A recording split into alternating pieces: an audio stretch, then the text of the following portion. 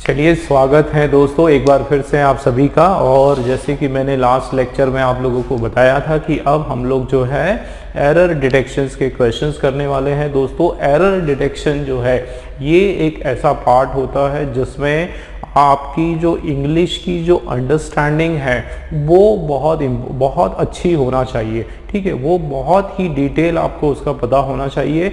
Basically उसकी जो grammar plus उसका जो पूरा कंसेप्ट, हर चीज़ आपको जो है उस पर्टिकुलर जो भी पैराग्राफ है उससे रिलेटेड उसके बारे में जानकारी होना चाहिए। दोस्तों, एरर करेक्शंस में देखो रूल्स भी रोल प्ले करते हैं।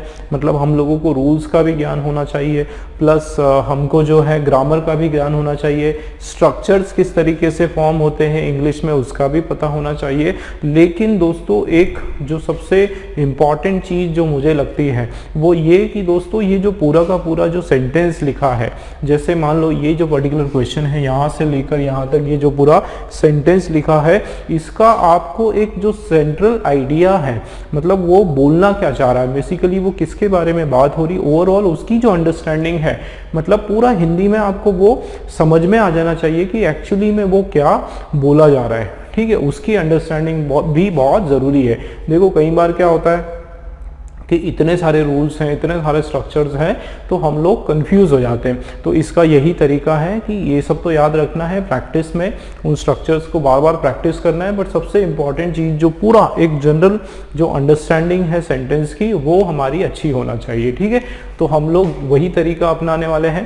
पहले हम लोग कोशिश करेंगे पूरा यहाँ से लेके यहाँ तक एक या दो बार उसको रीड करेंगे, फिर इसका जो पूरा का पूरा क्या मतलब है उसका हिंदी में हम लोग उसको ट्रांसलेट करके पूरा समझने वाले हैं। और फिर दोस्तों बिल्कुल डॉट टू डॉट, मतलब वर्ड टू वर्ड जो है मैं आपको पूरा हर एक का स्ट्रक्चर बताने वाला हूँ, कैसे फॉर्म होता है। ठीक है दोस्तों, ये क्वेश्चन के जरिए जो है मेरी कोशिश है कि आपकी जो बेसिक है, आपका जो फाउंडेशन है इंग्लिश का, वो मैं मजबूत करूँ। तो इसलिए ना केवल इसका आंसर मैं आपको बताऊंगा, ये क्वेश्चन केवल हमारा एक जरिया है। मैं आपको पूरा इससे रिलेटेड जो जो चीज़ें इंग्लिश के जो स्ट्रक्चर जो फॉर्म हो पा रहा है वो सब का सब मैं आपसे आज डिस्कस करने वाला हूँ। ठीक है दोस्तों, तो चलिए शुरू करते हैं।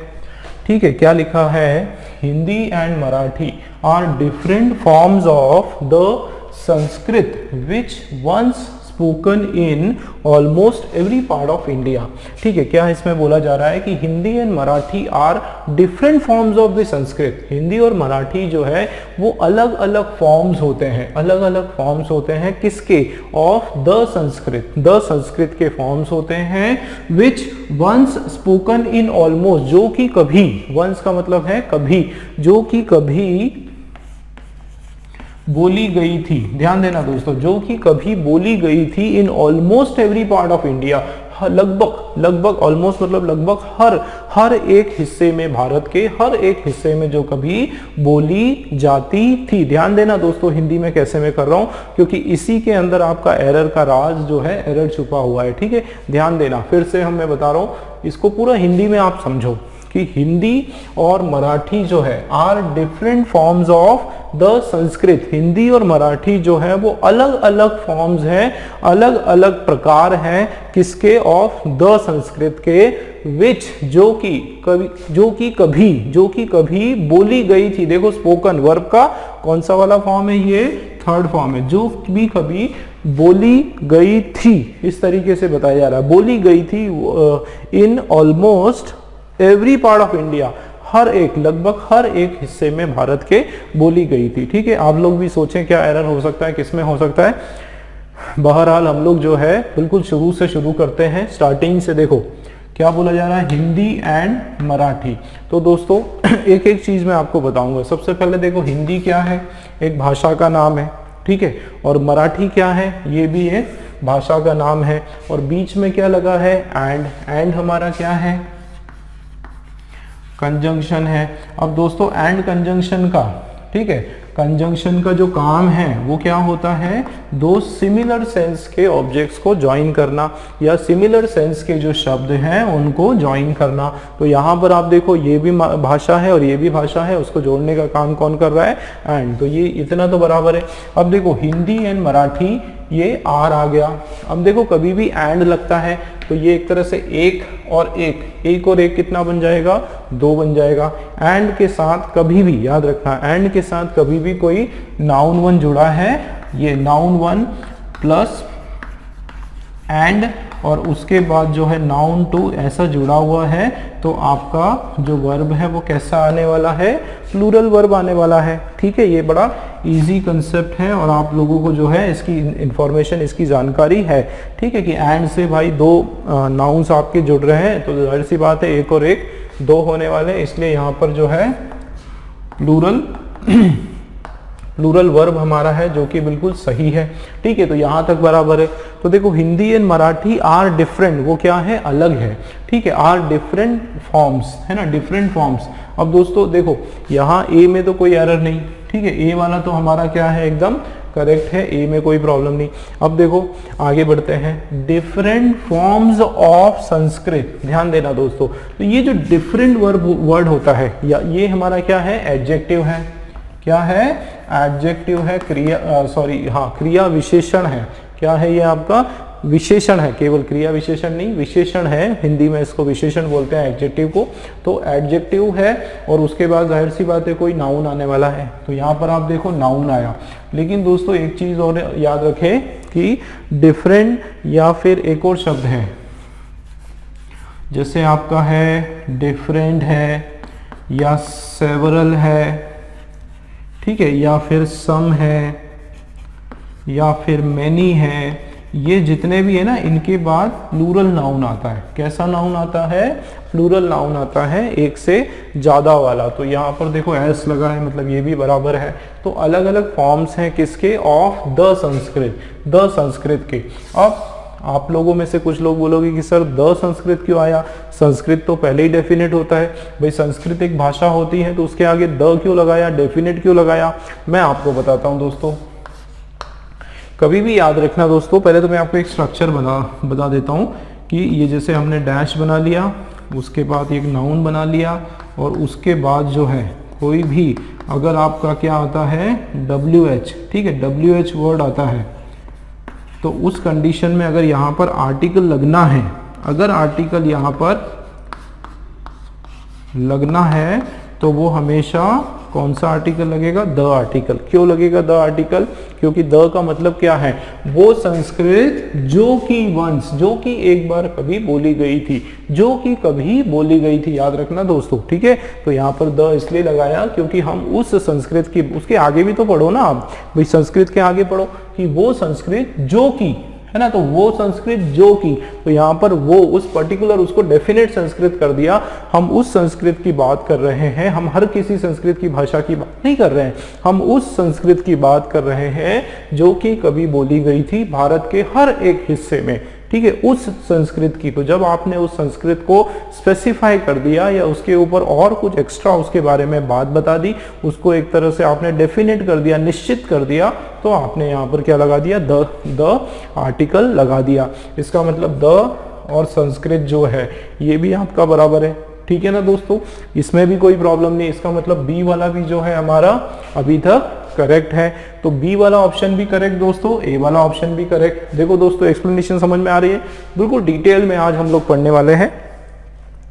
बिल्कुल हमारे ग्रामर के हिसाब से कोई कहीं पर भी कहीं गड़बड़ नहीं है अभी तक। आगे बढ़ते हैं। तो देखो Hindi and Marathi are different forms of Sanskrit. Hindi और मराठी जो है वो अलग अलग प्रकार हैं किसके, उस संस्कृत के। ध्यान देना, उस संस्कृत के जो की, है ना, ये क्या मीनिंग आ रहा है, जो कि कभी, ध्यान देना, जो कि कभी बोली गई थी, है ना। तो विच वंस, जो कि कभी बोली गई थी इन almost every part of India, जो कि लगभग हर एक हिस्से में भारत में बोली गई थी। अब देखो वंस एक बार, और ये वर्ब का थर्ड फॉर्म आ गया। अब दोस्तों आप लोग याद रखो कि वर्ब का थर्ड फॉर्म जो है वो आता किस किस कंडीशन में है, और इसके अंदर ही हमारा एरर है। देखो कैसे, भाई वर्ब का थर्ड फॉर्म आपने देखा होगा।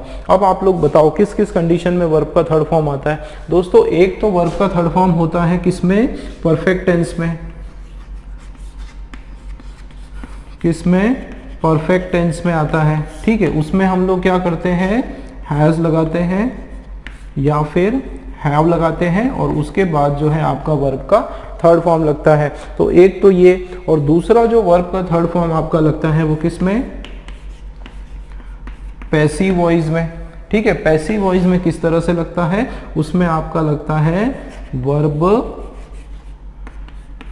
टू बी लगता है दोस्तों, उसके बाद सीधा जो है वर्ब का थर्ड फॉर्म लगता है। अब ये वर्ब टू बी क्या होता है, तो देखो वर्ब टू बी में क्या होता है, या तो हमारा अगर प्रेजेंट टेंस में है, सेंटेंस अगर हमारा प्रेजेंट टेंस में है तो उस कंडीशन में इज या एम या फिर आर लगने वाला है। अगर सेंटेंस हमारा पास्ट टेंस में है तो उस कंडीशन में वॉस या फिर वर लगने वाला है। ठीक है, और आपका सेंटेंस अगर फ्यूचर टेंस में है तो उस कंडीशन में विल बी या फिर शैल बी लगने वाला है। ठीक है, और अगर हमारा सेंटेंस परफेक्ट में है तो हैज और हैव लगने वाला है, और उसके बाद जो है वर्ब का क्या आता है दोस्तों, थर्ड फॉर्म आता है। तो ये आपका कंडीशन है, ये जनरली किस में होता है, पैसिव वॉइस में। और ये जो वर्ब का थर्ड फॉर्म है इसको हम लोग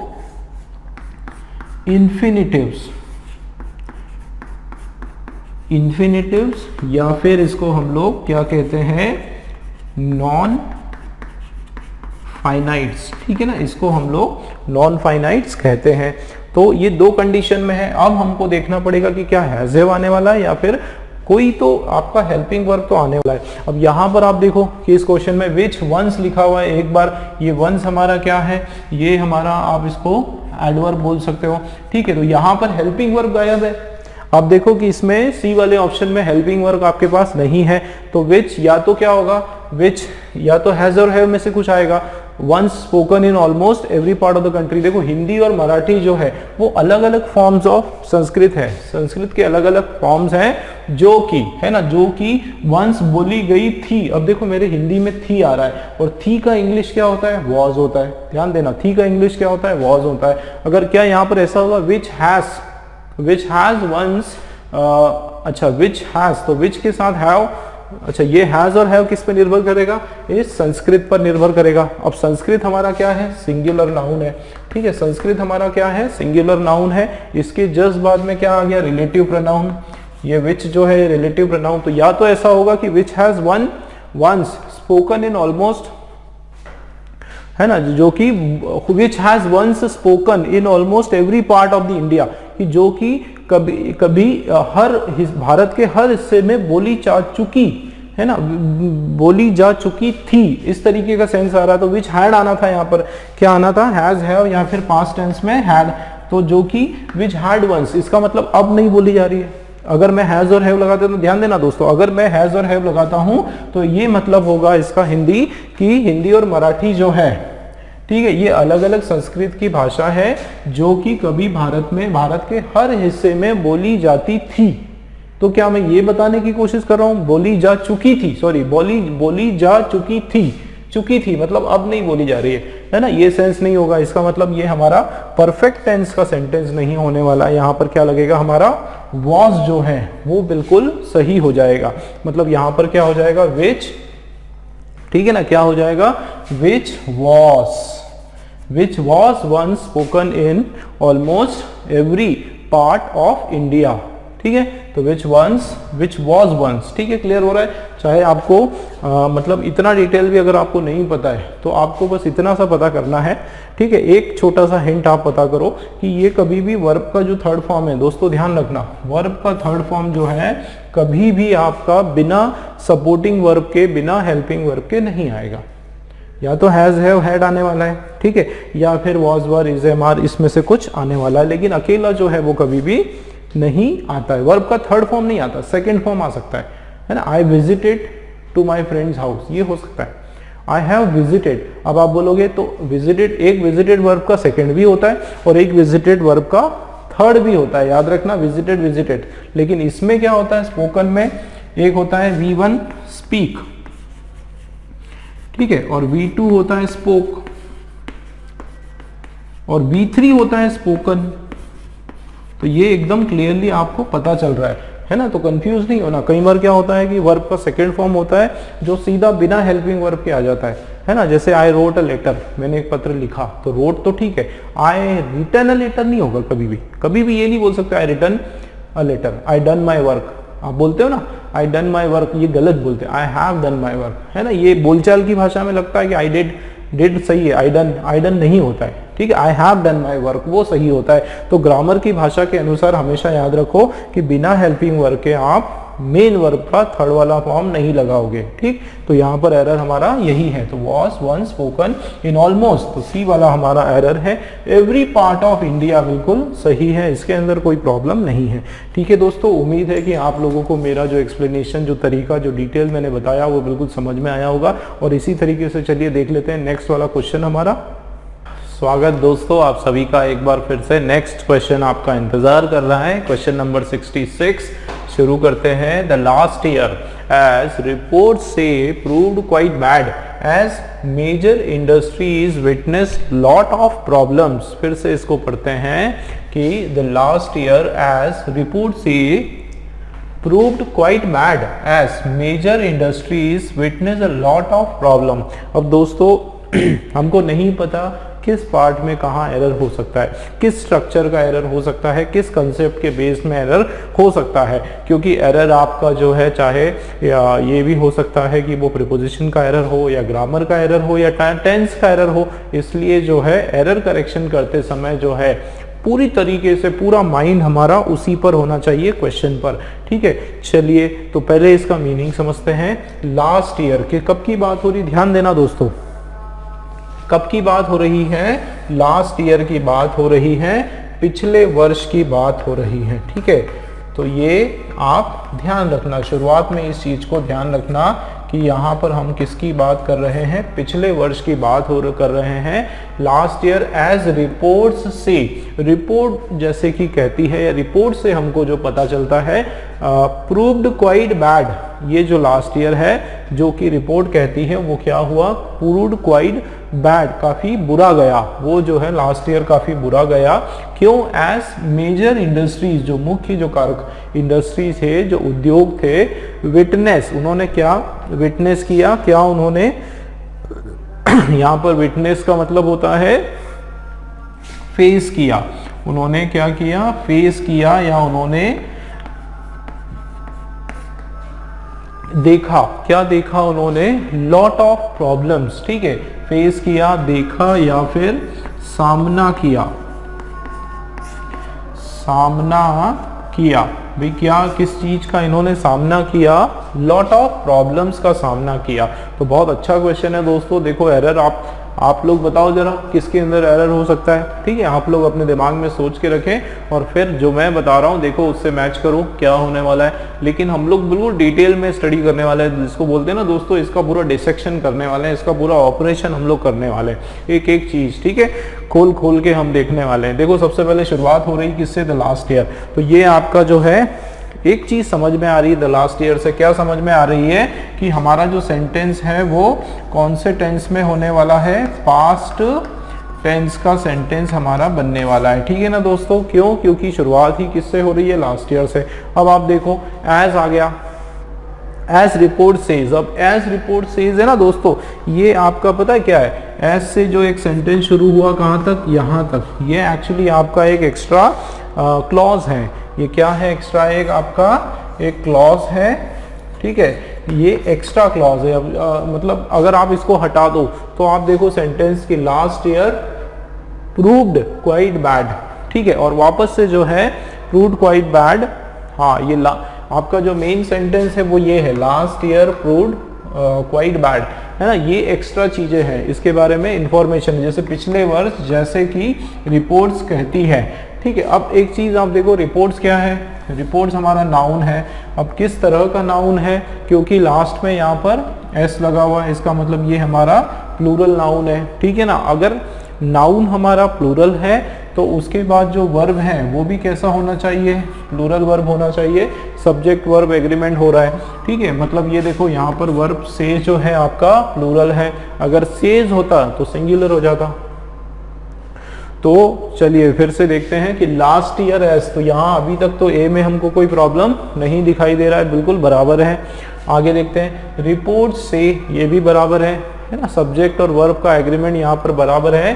प्रूव्ड, अब ये प्रूव्ड किसके लिए, अब आप में से कुछ लोग बोलोगे कि सर दो यहाँ पर वर्ब लगा हुआ है, देखो ये भी हमारा मेन वर्ब का फर्स्ट फॉर्म है और ये वाला भी मेन वर्ब का सेकेंड फॉर्म है। तो आप में से कुछ लोग बोलोगे सर ऐसा कैसे हो गया कि मेन वर्ब, दो मेन वर्ब कैसे आ गए, तो वही मैं आपको बताना चाह रहा हूँ कि ये जो है ना आपका एक एक्स्ट्रा सेंटेंस इन्होंने डाला हुआ है, एक्स्ट्रा इंफॉर्मेशन इन्होंने डाली हुई है।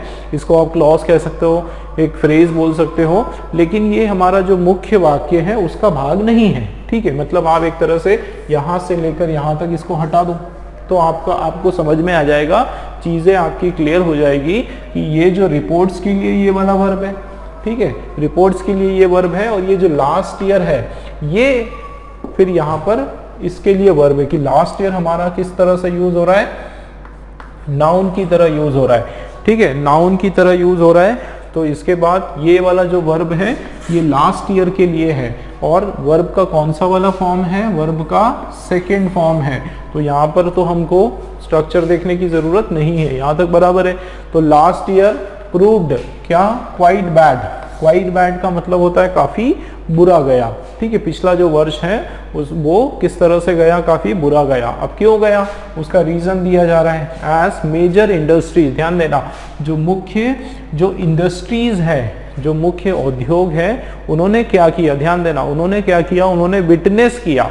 अब मुझे एक चीज बताओ, उन्होंने विटनेस ऑलरेडी कर दिया। ठीक है, मतलब ये हमारा विटनेस जो है ये क्या है, वर्ब है। अब मुझे बताओ कि क्या वर्ब का फर्स्ट फॉर्म यहाँ पर आना है। आप देखो यहाँ पर क्या लिखा है कि लास्ट ईयर, और यहाँ पे प्रूव्ड वर्ब का सेकेंड फॉर्म आया हुआ है। तो यहाँ पर भी ये वर्ब का फर्स्ट फॉर्म आपका नहीं आने वाला है, ये क्या हो जाएगा,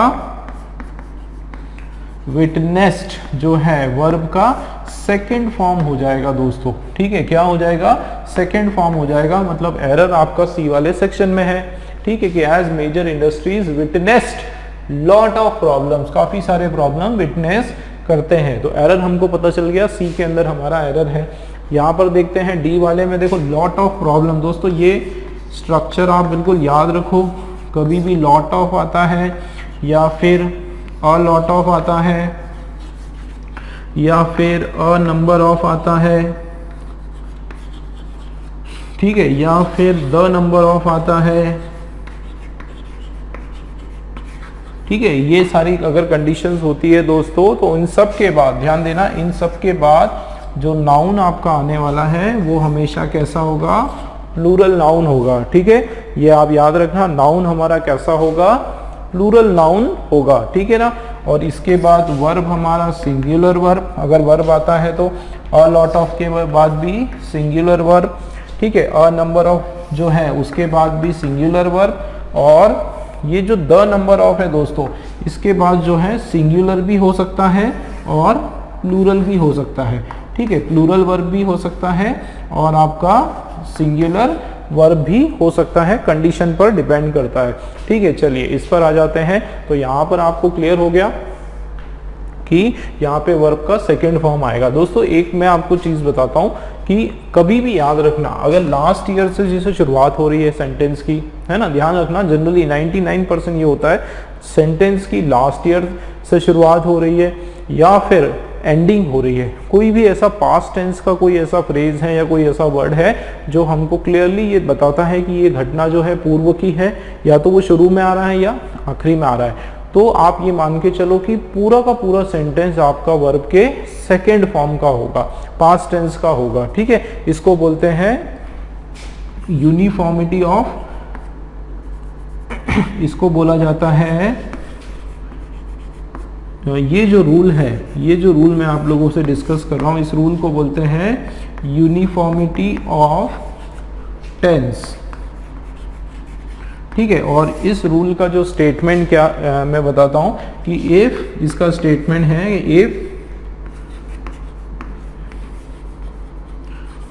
one part of the sentence is in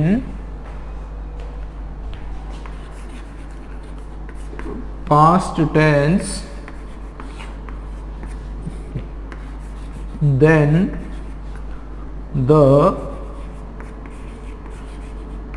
other part will